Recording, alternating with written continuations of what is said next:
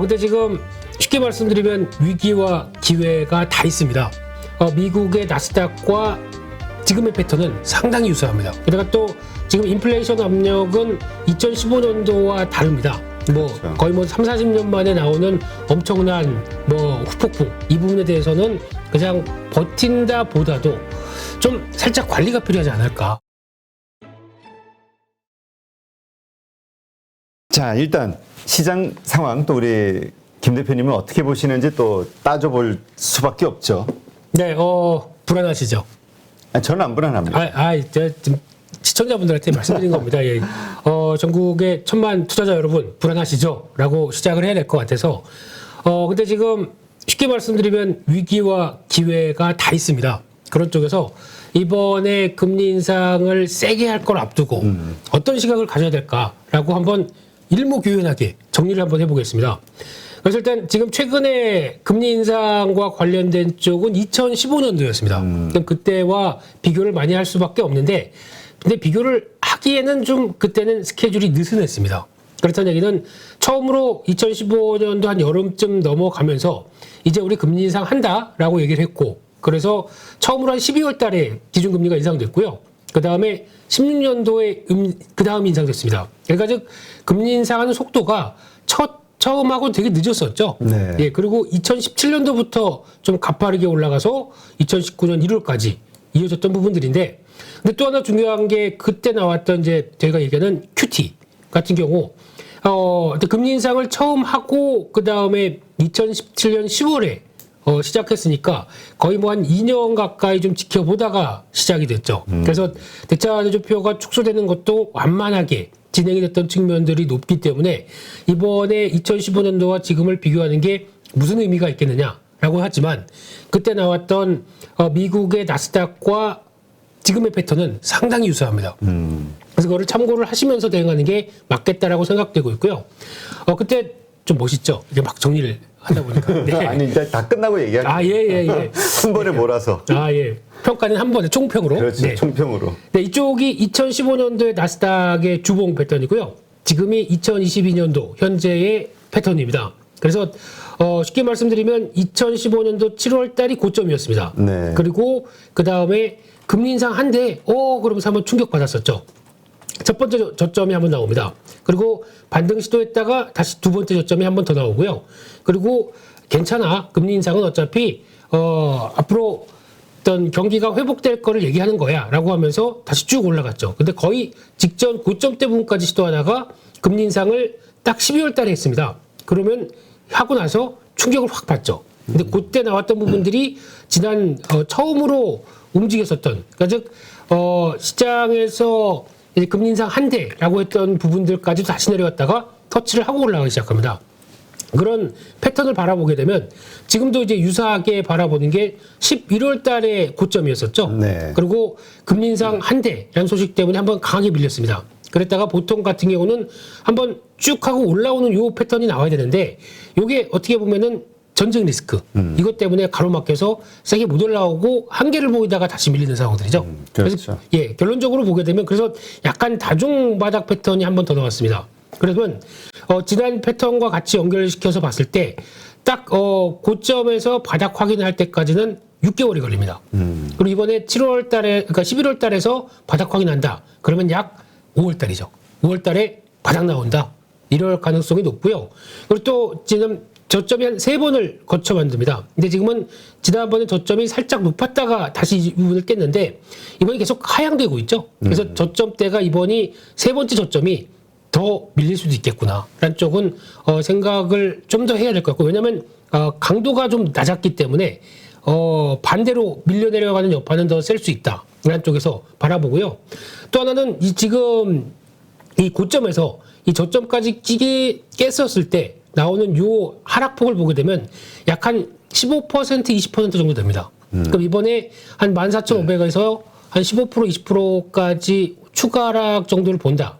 한 12,000 정도가 중요한 저항선이, 지지권이 아닐까라는 쪽에서 일단 미국 시장은 추가 하락은 불가피하다라는 쪽으로 바라보고 있고요. 하지만 저점대를 어디서 만드느냐라는 부분들은 과거와는 좀 다른 측면들이 있다라는 쪽으로 보지만, 그래도 한 12,000 정도 전으로 가게 되면 거의 단기 바닥이 나오지 않을까라는 쪽인데 더 중요한 사실은 거의 5월 달이면은 마무리되지 않을까 이렇게도 바라볼 수 있는 측면이기 때문에 지금 시장을 확인하는 구간 특히 다시 한번 정리를 하게 되면 세 번 정도 바닥을 패턴을 만든다. 그리고 고점 이후 한 6개월 정도면은 일단 저점이 형성된다라는 쪽으로 2015년도와 흐름을 봤었을 때 생각할 수 있을 것 같고요. 하지만 지금은 좀 차이점이 전쟁 리스크가 가세가 돼 있죠. 그렇죠. 어떻게 지금 또 진행이 될지 모르니까. 그렇죠. 요거까지도 감안하고 대응할 필요가 있겠고요. 게다가 또 지금 인플레이션 압력은 2015년도와 다릅니다. 그렇죠. 거의 30-40년 만에 나오는 엄청난 후폭풍. 특히 코로나 국면 때 나왔던 유동성이 엄청 풀렸기 때문에 이거와 관련돼서 인플레이션 압력이 크기 때문에 지금은 고삐를 바짝 줄 수 있겠다라는 현상이 나오다 보니까 이 조정폭이나 이 추가 나오는 이 나스닥 기술주, 또 금융시장의 반응도 생각보다 더 강할 수도 있겠다. 이런 쪽은 염두를 할 필요는 있을 것 같고요. 하지만 그래도 패턴상으로 보게 되면 아까 보여드렸던 2015년도와 거의 유사리라고 생각됩니다. 그래서 거의 한 5월달 정도에 급하게 나오는 한 5월 중반 정도까지의 낙폭이 좀 크다라고 하게 되면 거의 바닥 국면은 만들어가지 않나라는 쪽에서 큰 그림을 한번 세워봐야 될 것 같고요.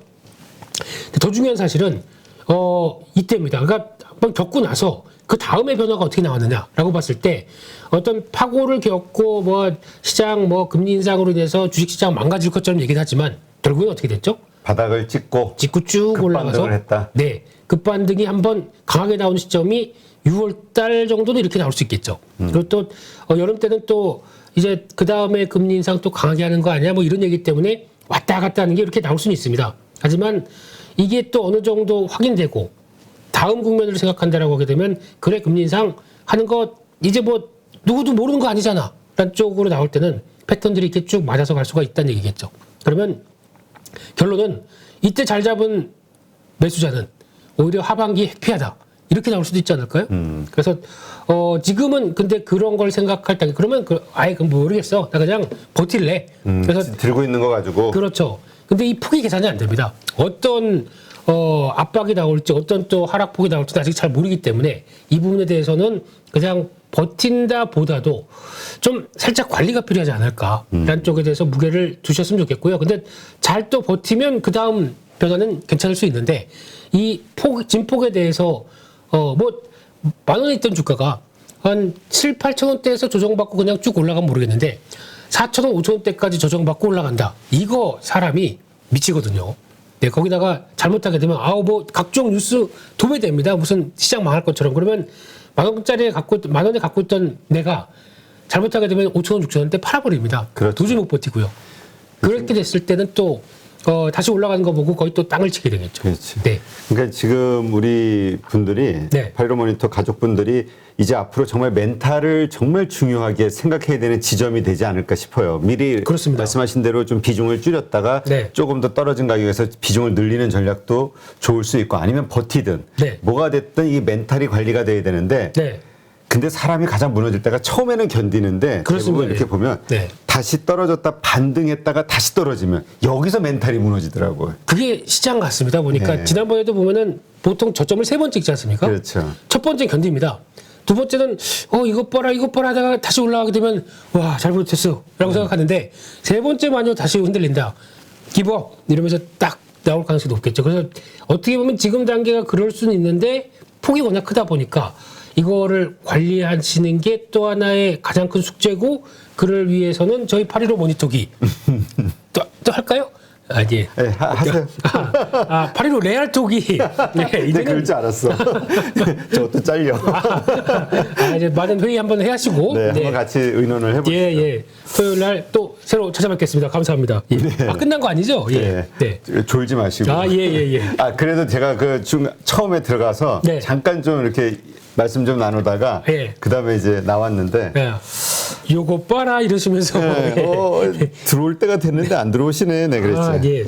예. 자, 근데 요거 하나 질문을 할게요. 네. 왜냐하면 저기 이제 뭐 여러 가지 인플레이션도 지금 상황이 다르고 참 여러 가지 다르죠. 그렇죠. 뭐 전쟁 우크라이나 상황도 있고. 네. 근데 가장 중요하다고 보는 것 중에 하나가 네. 아까도 잠깐 언급하셨던 그 유동성의 규모 자체가 그렇죠. 2015년과 지금은 몇 배 차이가 나잖아요. 그렇습니다. 맞습니다. 예. 이게 과연 어떤 역할을 할 것이냐, 이게 과연 뜻대로 2015년처럼 갈 것이냐에 가장 큰 퀘션 마크를 붙이는 거거든요. 네, 그러니까 지금 2015년과 2022년도가 똑같다라고 전제를 보고 하면 안 되는데 중요한 거는 말씀드렸던 패턴이죠. 한 이 정도쯤 돼서 어느 정도 바닥을 마무리했고 이 정도쯤 돼서 한 3번 저점 찍고 나오는 이런 패턴들. 근데 이 진폭 같은 경우는 계산할 수가 없습니다. 그쪽과 그때와 다르게 지금은 여러 가지 추가적인 리스크도 좀 더 많은 상황 쪽에서 게다가 또 이제 2015년도는 또 금리 스케줄 자체가 좀 느슨했거든요. 근데 지금은 일단 초반에 확 강하게 들어오려고 생각을 하지 않습니까? 그러면 거기다 나오는 또 QT라고 하는 양적 긴축 스케줄까지 같이 이어지게 되면 이게 초반에는 일단 물가 오케이 기다려 그리고 확 잡을 생각들인데 그랬었을 때 시장 반응이 어땠을까가 지금 나오는 변화라고 봐야 될 것 같고요.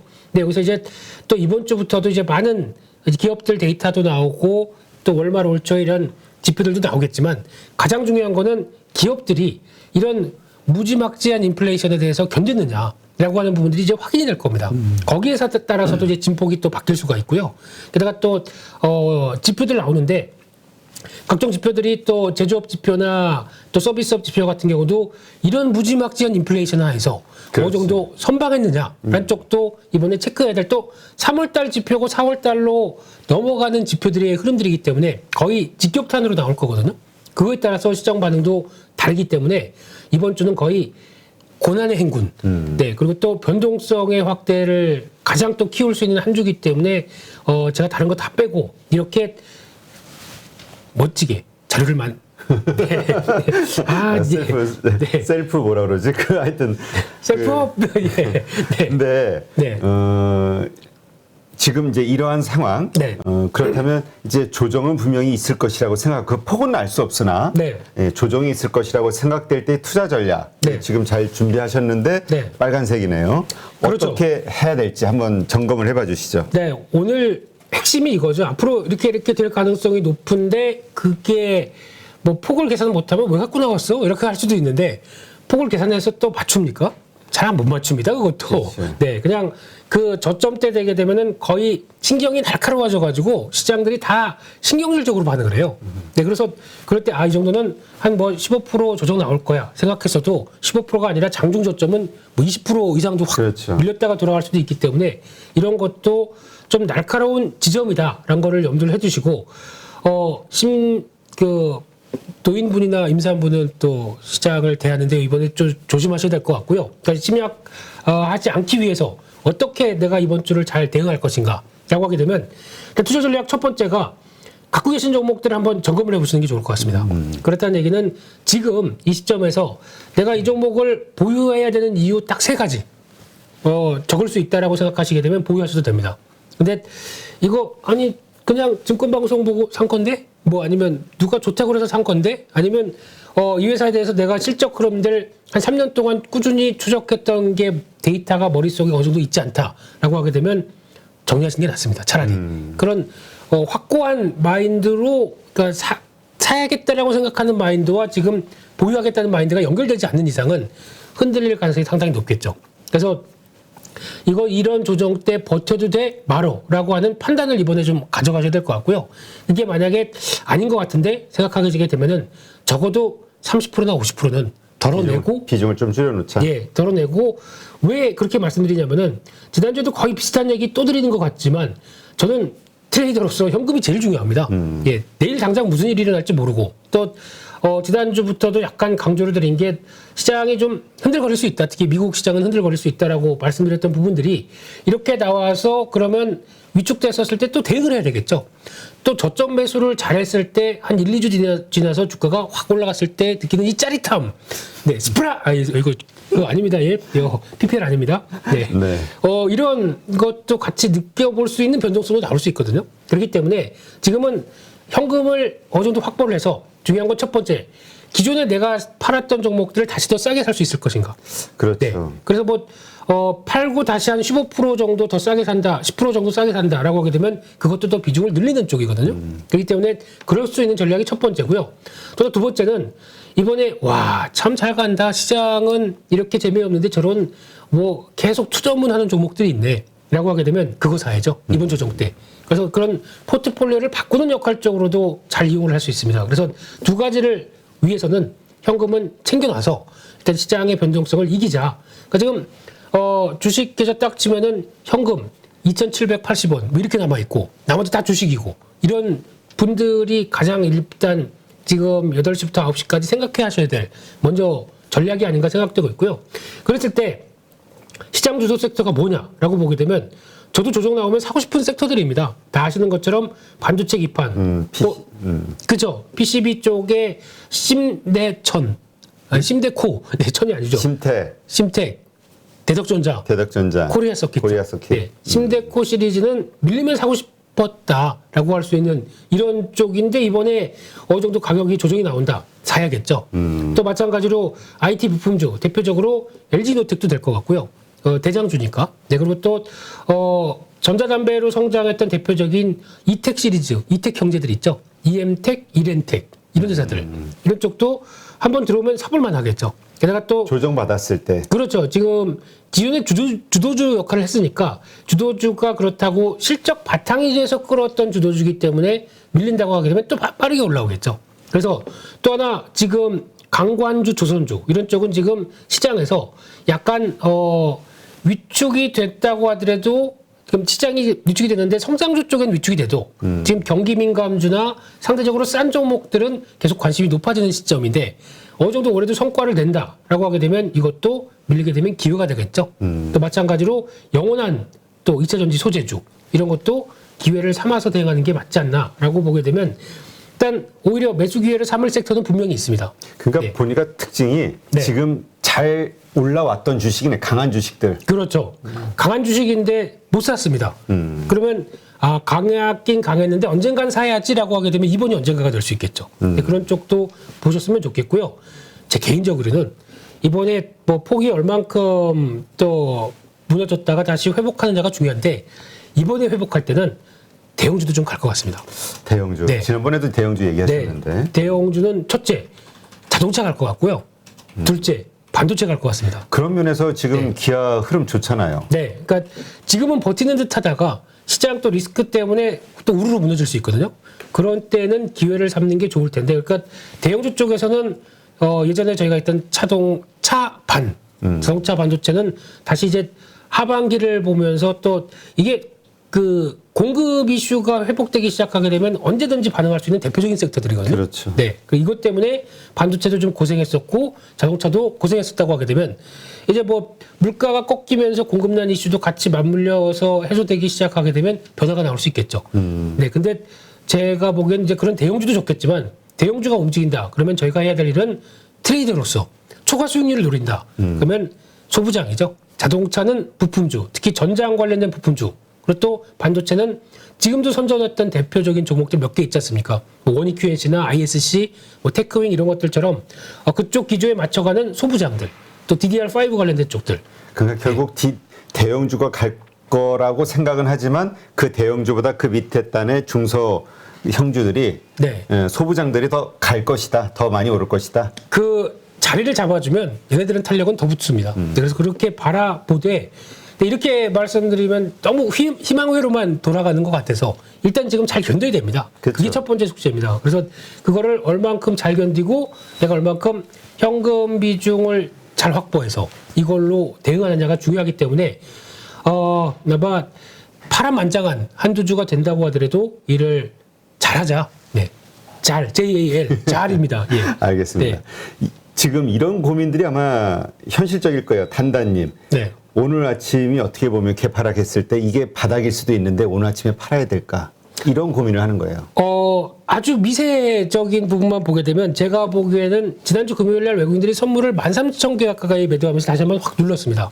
그러면 오늘은 장 초반에는 개파락이 나왔다가 외국인들이 선물을 매수하는 비슷하게 나올 것 같아요. 그러면 일단 아침 대비해서는 폭을 살짝 줄이려고 할 겁니다. 네. 근데 그때 한 9시 반 10시 사이에 장중 단기 반등이 쭉 나온다 그러면은 이게 그래서 뭐 쭉 하고 좁혀갈 가능성은 적다고 생각되고 있고요.